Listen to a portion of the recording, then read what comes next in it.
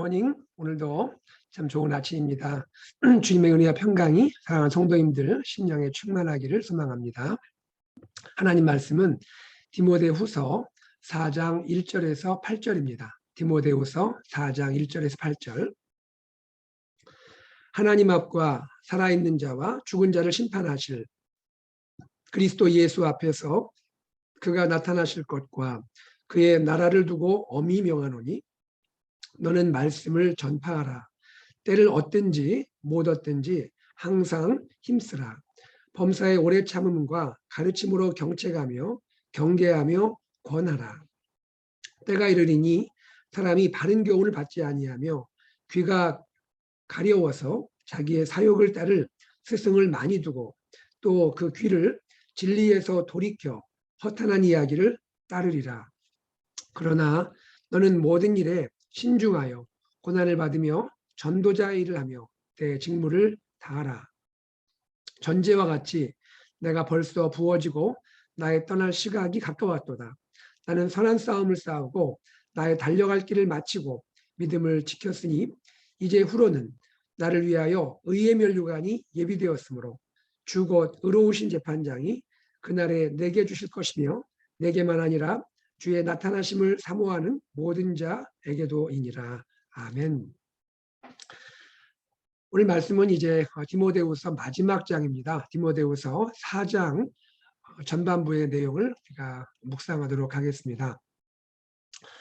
오늘 이 내용은 바울이 사랑하는 아들, 믿음의 아들 디모데를 향하여 마지막 명령을 하고 있는 내용입니다. 그 마지막 명령은 마지막일 뿐 아니라 엄중하기까지 합니다. 너무나 중요한 내용을 담고 있기 때문에 아주 엄중한 마음으로 사랑하는 아들 디모데에게 명령을 하고 있습니다. 그 내용이 1절에 소개되고 있죠. 하나님 앞과 살아있는 자와 죽은 자를 심판하실 그리스도 예수 앞에서 그가 나타나실 것과 그의 나라를 두고 엄히 명하노니. 바울은 디모데에게 엄히 명하고 있죠. 그러면서 이 명령을 디모데에게 말할 때 하나님 앞과 그리스도 예수 앞에서라는 그러한 표현을 사용하면서 엄히 명령하고 있습니다. 엄히 명령한다라고 말만 해도 그 자체가 엄숙한 명령일 텐데 하나님 앞에서 그리고 그리스도 예수 앞에서 내가 엄히 명한다라는 말을 할 정도면 지금부터 바울이 디모데에게 하는 그 명령이 얼마나 중요하고 얼마나 소중한지를 우리가 깨닫게 될 수 있는 것입니다.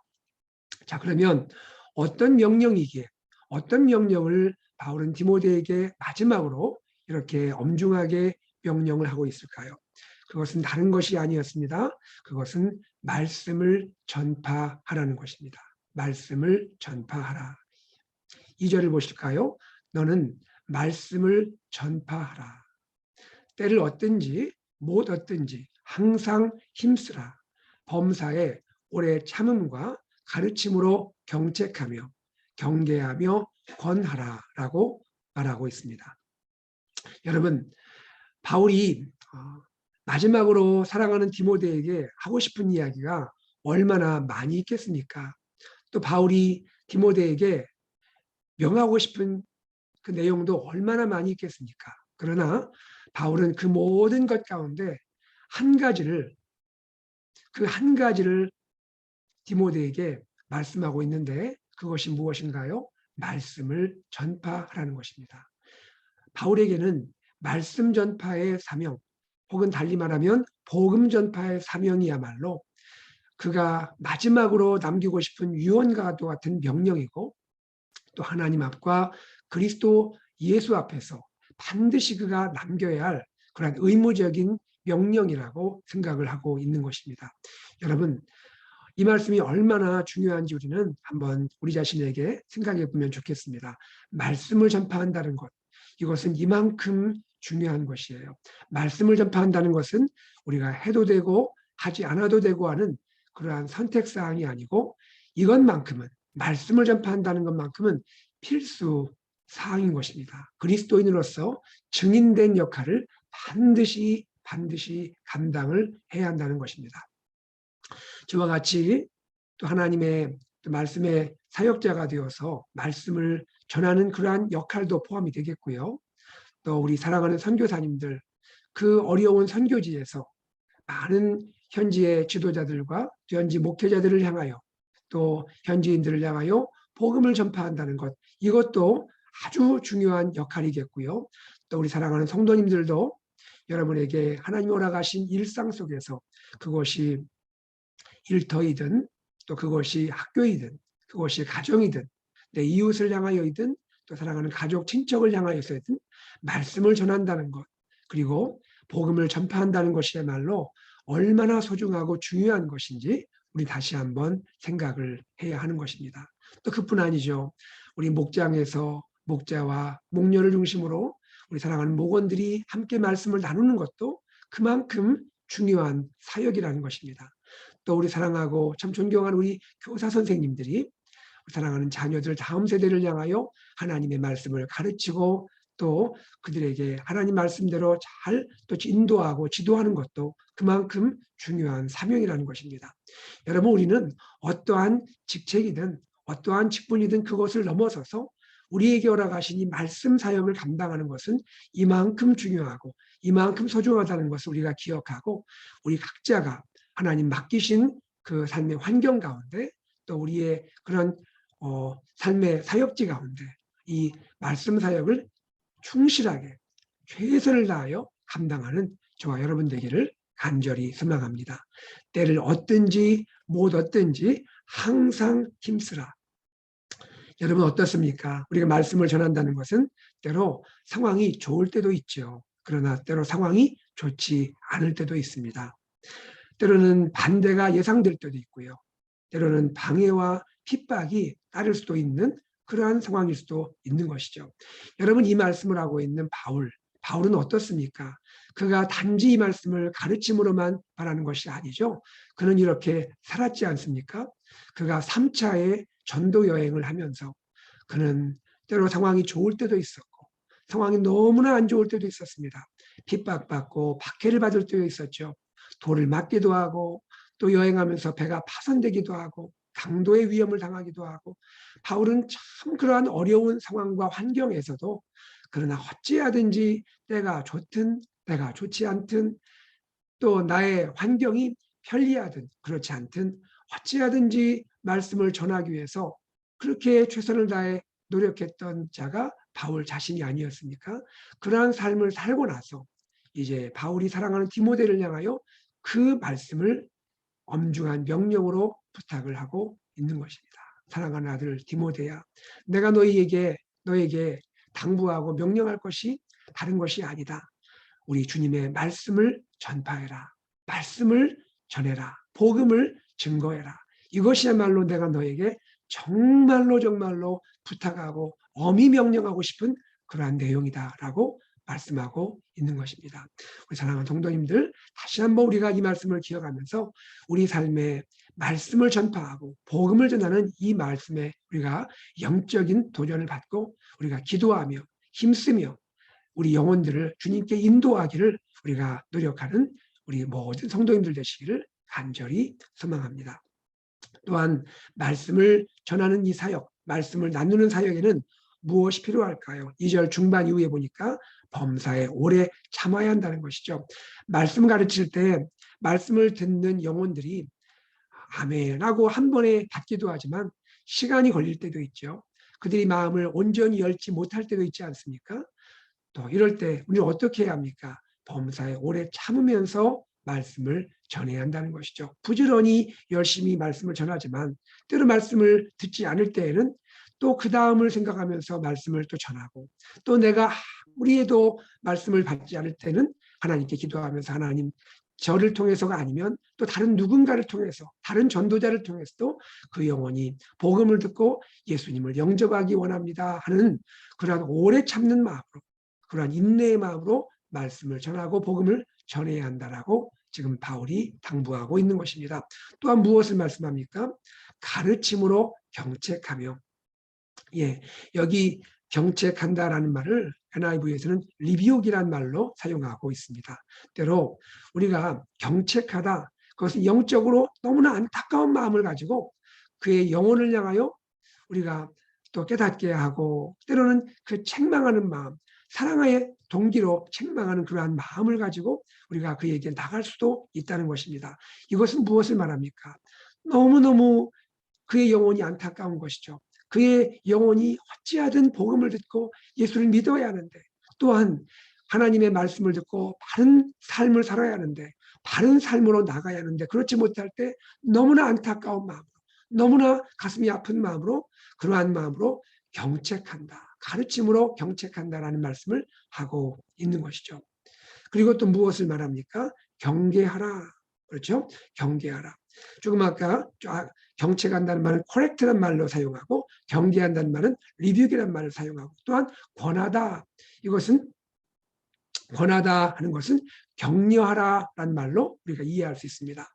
말씀을 전파하고 또 복음을 전하고 또 사랑하는 영혼들을 말씀으로 세워갈 때에 오래 참는 것이 필요하고, 또 가르침으로 경책하며 경계하며 또 격려하는 이러한 여러 가지 우리의 마음의 모습으로, 그러한 노력을 가지고 한 영혼을 말씀 위에 바로 세우기 위해서, 한 영혼을 예수 믿게 할 뿐 아니라 그 영혼이 말씀 위에 바로 세워지도록 우리가 그렇게 최선의 노력을 감당하는 것, 이것이 말씀 전파에 따르는 우리의 노력이다라고 바울은 말씀하고 있는 것입니다. 3절, 4절에서는 이 시대가 어떠한 시대인지 다시 한번 보여주고 있어요. 때가 이르리니, 즉 말세가 점점 가까워지고 또 말세를 살아가게 될수록 어떠한 일이 일어난다고 말합니까? 사람들이요, 바른 교훈을 받지 아니한답니다. 바른 교훈을 받지를 않는데요. 귀가 가려워서 자기의 사욕을 만족시킬 스승을 많이 둔대요. 저는 이 표현이 참 흥미로운 것 같아요. 사람들이요, 귀가 가렵답니다. 귀가 가려워서 가려운 내 귀를, 또 그것을 잘 가려운 귀를 만져주고 그것을 또 긁어줄, 그러한 나의 원하는 이익을 따라서 말씀을 가르쳐줄 그러한 스승을 많이 두고 따라간다는 거예요. 이것은 무엇을 말합니까?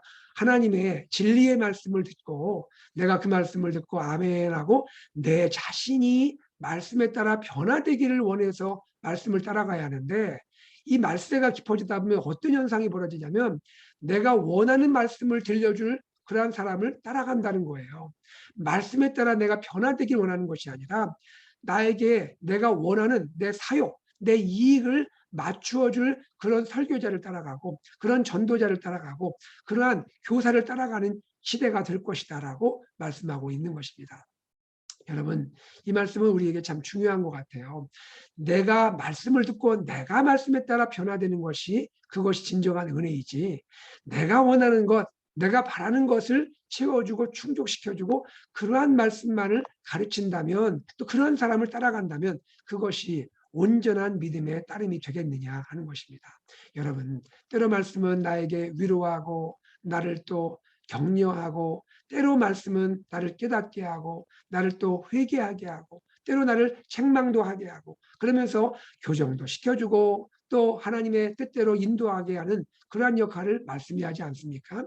그럴 때 우리는 이 말씀을 아멘라고 받아야 하는 것이죠. 하나님의 말씀이 나를 깨닫게 하고 인도하는 것 아닙니까?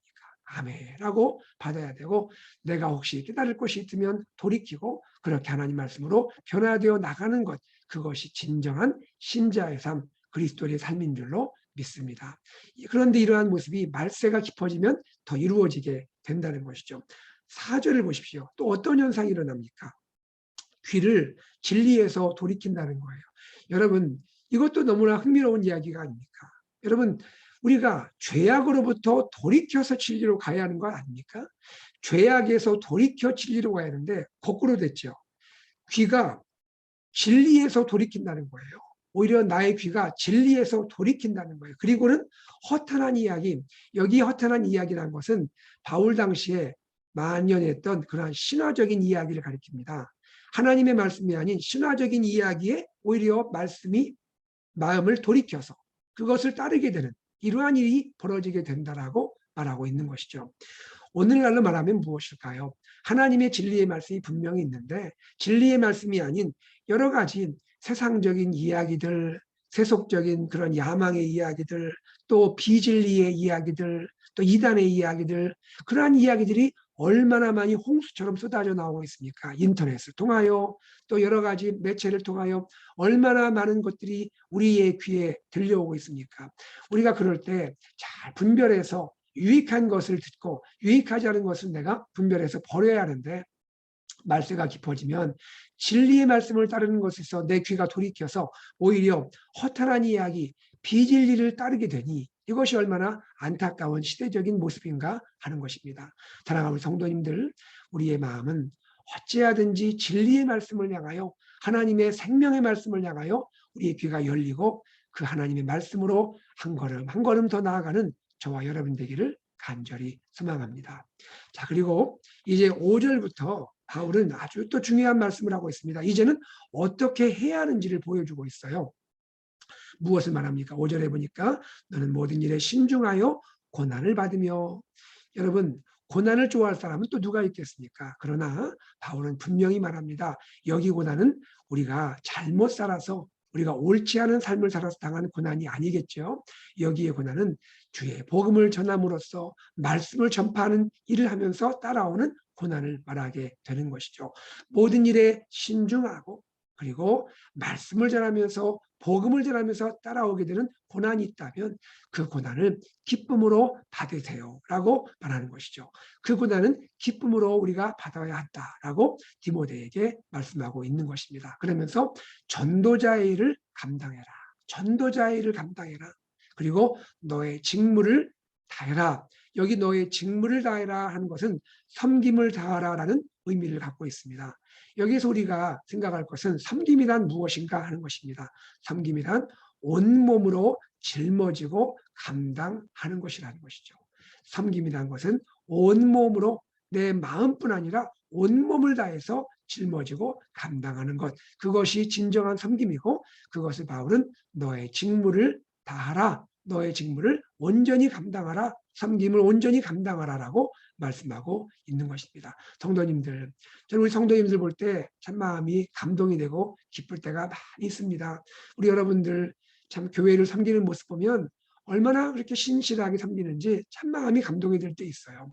여러분, 늘 모든 일에 신중하게 섬기시고, 또 주를 섬길 때 때로 어려움과 고난도 있겠지만 기쁨으로 그 고난도 감당하면서, 또 삶 가운데 전도자의 일을 감당하고, 그리고 맡겨주신 그 섬김을 온 마음과 온 몸을 다해서 짊어지고 감당하는 우리 성도님들 볼 때 얼마나 감사하고 여러분이 참 정말 저에게 은혜가 되는지 알 수가 없습니다. 우리 주님 얼마나 기뻐하시겠습니까?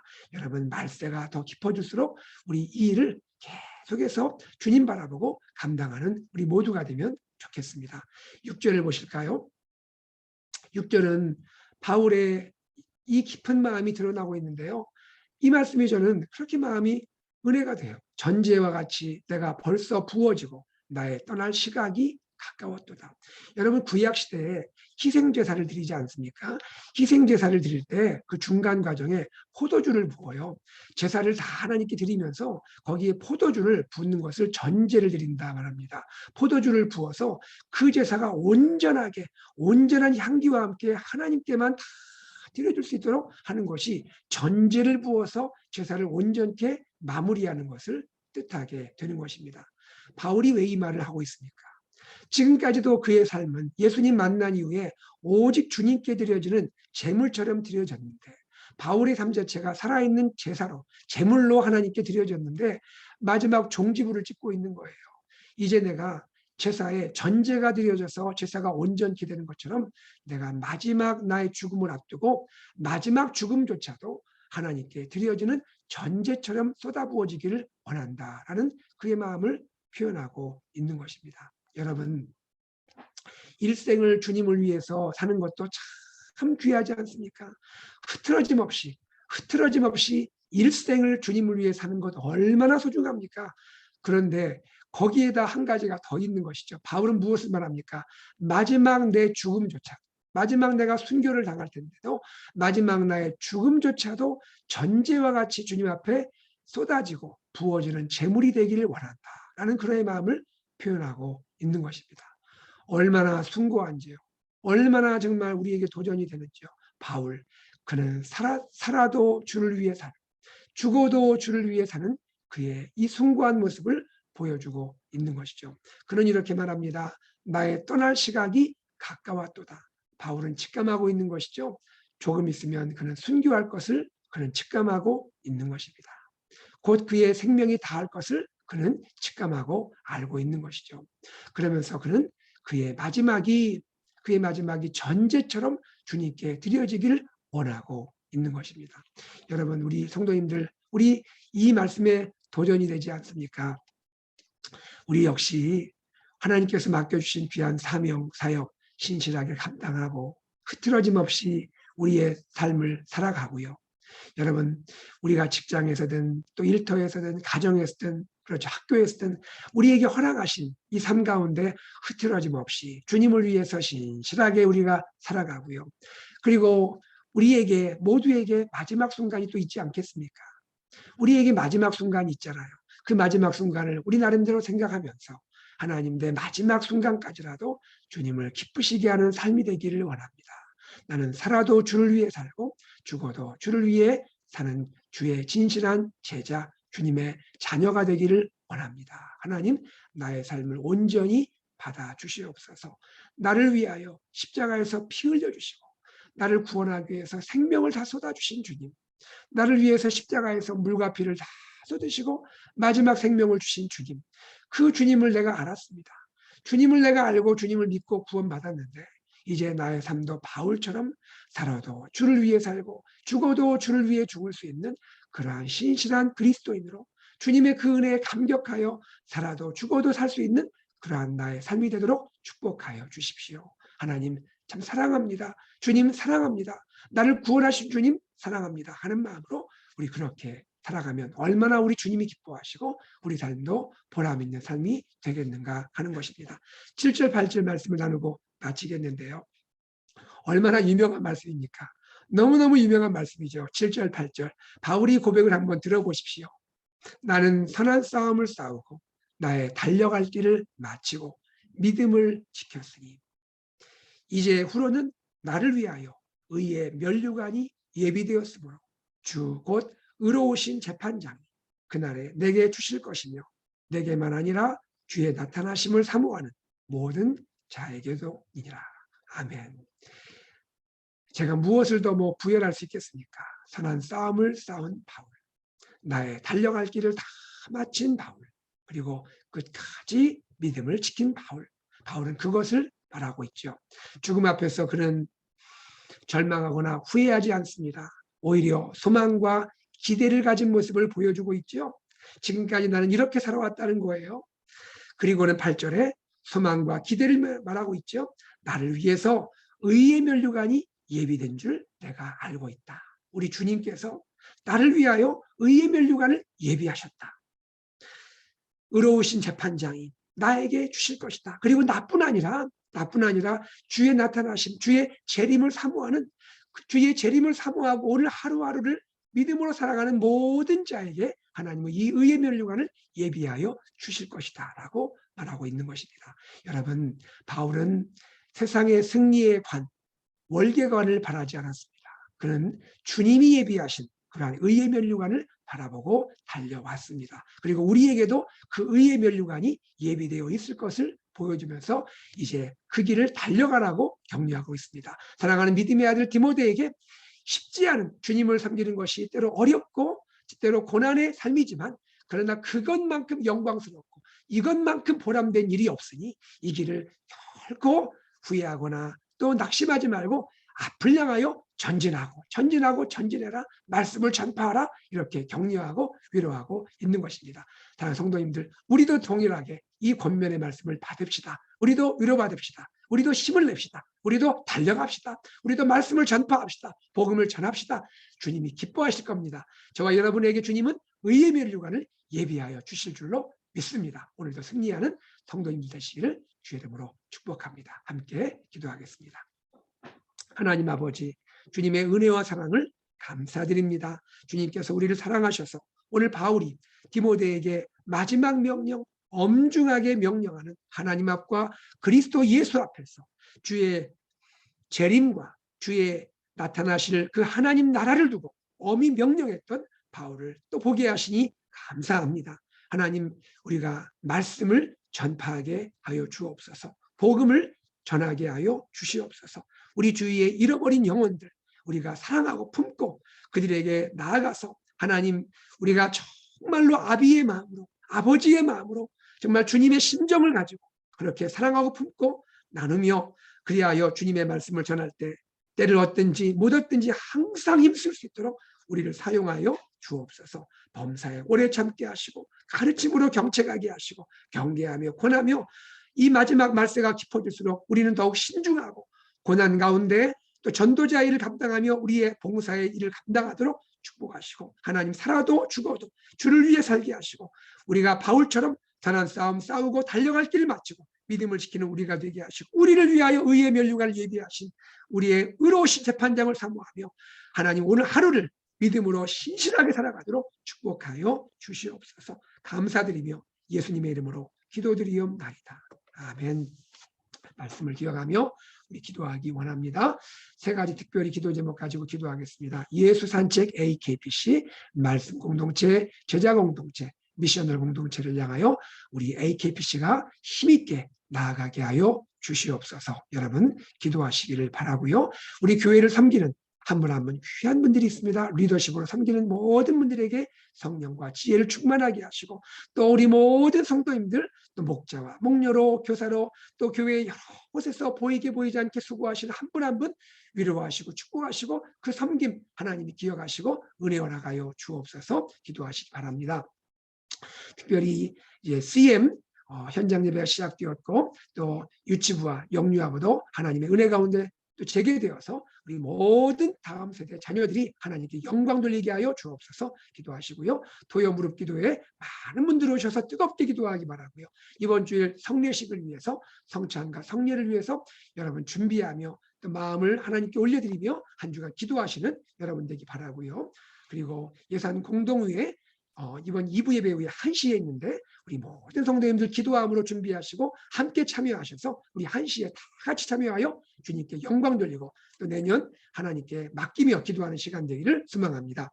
그리고 성탄 바구니 위해서 기도하시기 바라고요. 또 마지막으로 우리가 선교를 위해서, 치유를 위해서 기도하실 때에 북한 선교하신 선교사님을 위해서 간절히 기도하시고 우리 환우들을 위하여 치유와 회복을 위하여 기도하겠습니다. 다 함께 합심하여 간절히 기도하고 일상으로 나아가겠습니다.